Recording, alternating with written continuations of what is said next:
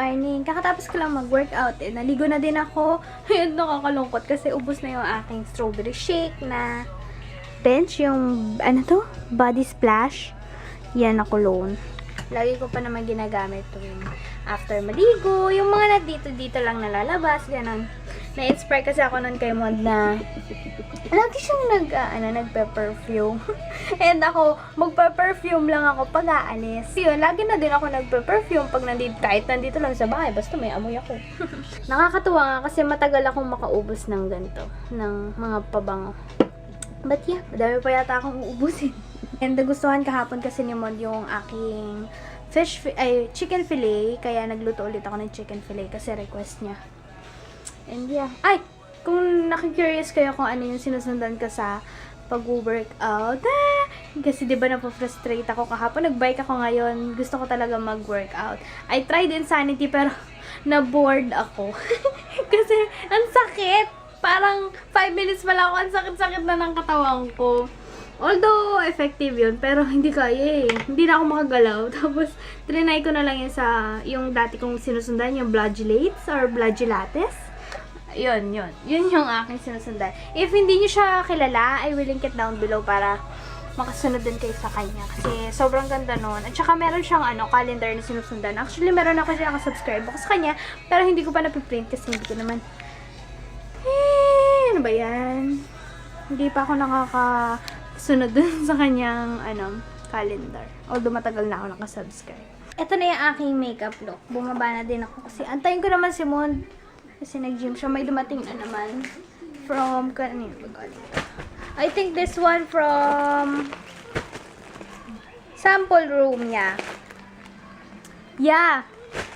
Kung hindi nyo alam yung sample room, kailangan nyo malaman nyo. Search nyo lang sa Instagram yung sample room. Tapos, paano ba? Bago ka umorder, hindi ka naman kailangan umorder. Kailangan mo lang mag-sign up doon sa sample room and bibigyan ka nila ng 100 points pagka-sign up. Tapos meron daw mga may mga free samples sila doon na basta mo yung 100 points. Basta within 100 points yung sample. So yun, ikaw na yung mamimili kung ano yung gusto mong matry na products. And yun, ililink ko na lang sa baba para ma-check nyo. Kasi itong galing sa sample room, free to. Ang binayaran ko yata yung shipping fee. And magkano lang naman yung shipping fee. Kaya ito, sample lang to ng mga products nila. So, ayan, may tatak na SR, sample room. Ay, by the way, I think for Philippine resident lang yung sample na, yung free sample nila. Hindi ko lang sure ha, pero much better i-check nyo yung kanilang Instagram. Kasi nakasulat dun sa kanilang info section. Tapos, yeah. Doon ko lang yung naintindihan eh. Yung mga sample, ang pinili ko ay itong Cream Silk Stand Out Straight Conditioner Treatment. So, yan. And meron pa dito isa. I think this one from Himalaya. Kasi, yeah. Ayan, yung isang Himalaya na clear complexion whitening facial wash. Ayun. Pinili ko kasi nakasulat whitening. Gusto pa bumuti eh. Ganito lang siya kalaki, 15 ml. Actually, binasa ko yun eh. Ang mga sample size ko dapat na gusto itry yung mga Himalaya products. Eh, nakita ko, ang original size ng Himalaya products is, mga 250 ml yata.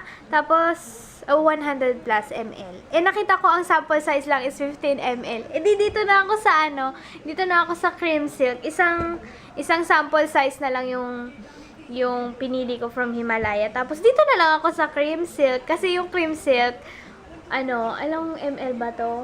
180 ml yung original size niya and yung sample size niya is 180 ml din. Eh, dito na lang ako sa 180 ml. Kung gusto niyo makatry ng free sample dun sa shop nila, visit nyo lang yung link na ipaprovide ko dun sa baba. Alauna na pala, kaya pala gutom na ako.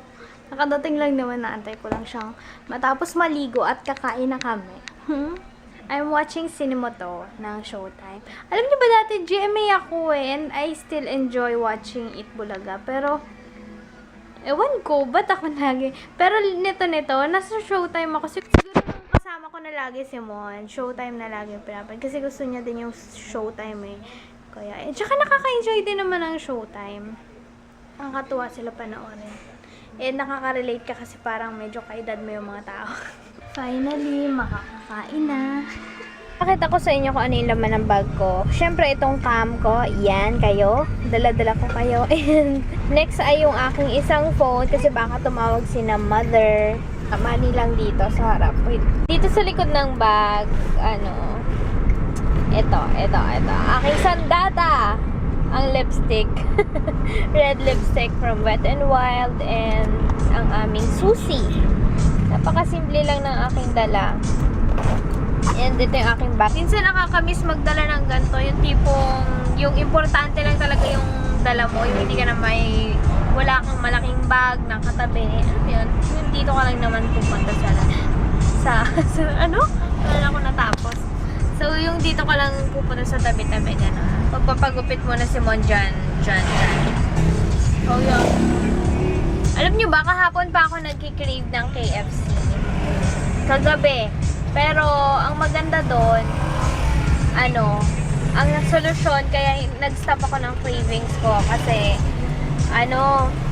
nag-toothbrush na ako. Yun, pagkatapos ko mag-toothbrush, hindi na ako nag-crave ng KFC. Pag-toothbrush lang pala solusyon, no? Nagpapagupit na si Mon. Yan yung sinasabi ko. Sa babae, ang mahal. Pero pag sa lalaki, 50 lang yung gupit. Gangnam Hot Shot. So, kay Mon. Ito lang sa okay, no? Konsensya ako eh. Nag-gym kasi ako ngayon. Yeah, okay lang yan sa'yo. May rice dapat. Uy, di ba nag-workout ako kanina? Ay, hindi ko pala napakita.